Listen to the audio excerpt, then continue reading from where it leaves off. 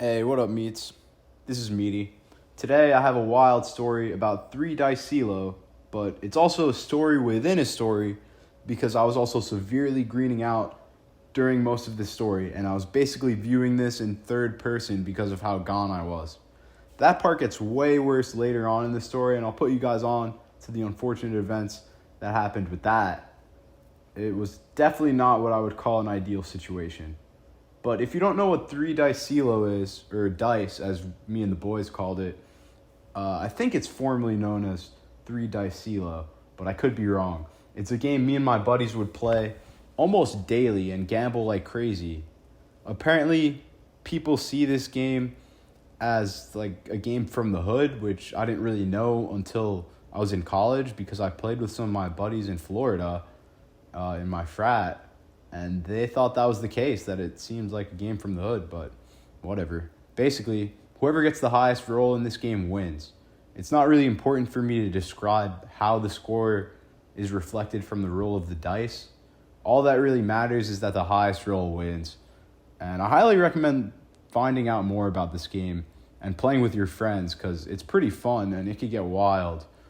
You could come up or you could lose some money like my boy in this case. On this particular day, it was a Friday after school. Me and my buddy Insulin, yeah, we'll call him Insulin, ditched swim practice to go chill at his crib because it was a Friday. You know, we had practice all week, just trying to bool.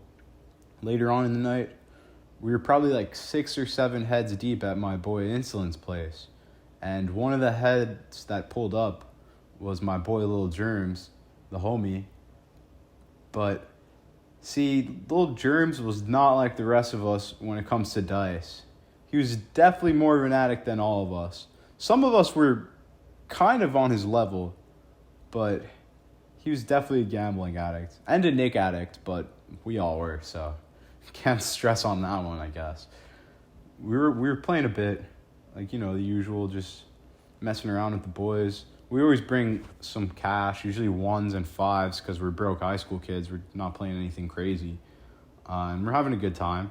Now, my boy Machina he had with him the Stiz on this night. Actually, maybe now that I think of it, I don't think it was Machina Stiz, because I know he hit the same Stiz from the same person on a different occasion, and had a fate similar to mine, so that shit was probably laced. But if you don't know what the Stiz is, it's the Stizzy, dude. It's basically a Juul, but for THC oil. I said in previous videos, if you're gonna smoke flower, because oil is trash, but it was convenient when we were in high school. So that's what we smoked on. Convenient, you could do it wherever. And I took a massive hit of the Stiz. Probably a blinker, because apparently I think I'm hot shit, but it was definitely a bad idea, and I learned the consequences later. But after playing dice for a little bit, I had to tap the fuck out, dude. I was not down anymore. Not because I was down in cash or anything, but I was absolutely gone from the Stiz.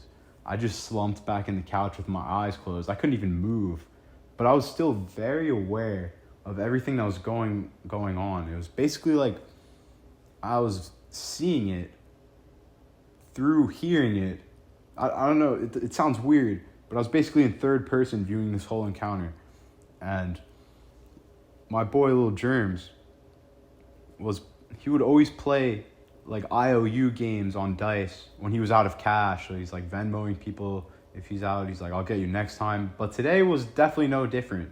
He ran out of cash, and that did not seem to stop him. The games were getting to high stakes. Bro wanted his money back. He was not leaving without his money. I mean, that's what he thought. He eventually lost his hoodie too. It was some like X hoodie, which he absolutely loved. But then, if that wasn't enough, dude lost his shoes. He lost his shoes. He had to walk home too. His shoes were mad nice. I think there were some Jordans. I'll see if I could find a pic of the kind of shoe he has, if my memory serves me correctly. But needless to say, he was super upset after After that, he didn't want to play anymore, or maybe he was just out of things he could bet. Bro who took most of his money, felt bad for him, and at least gave him his hoodie back, cause I know he left with the hoodie, but definitely no shoes. He had to walk home in his socks. Poor guy. Once we were getting ready to go though, he walked home. I was still sick off the stiz, dude. Keep in mind, it had been probably like 3 hours since I hit it, and I was still barely able to move. Like, I was gone, dude. Schmizzed. And my mom came to pick me up, because I always had a strict curfew at like 10, sometimes 11, but I had to dip, because otherwise my parents would get tight. And my mom picked me up, and her friend was in the front seat. So I sat in the back. They're talking to me, and I'm barely coherent. But I don't think they really noticed. That is until shortly after my mom dropped her friend off. It's a good thing, too, because not everything of what follows is pretty. We were less than 3 blocks away from being home free, being at the crib.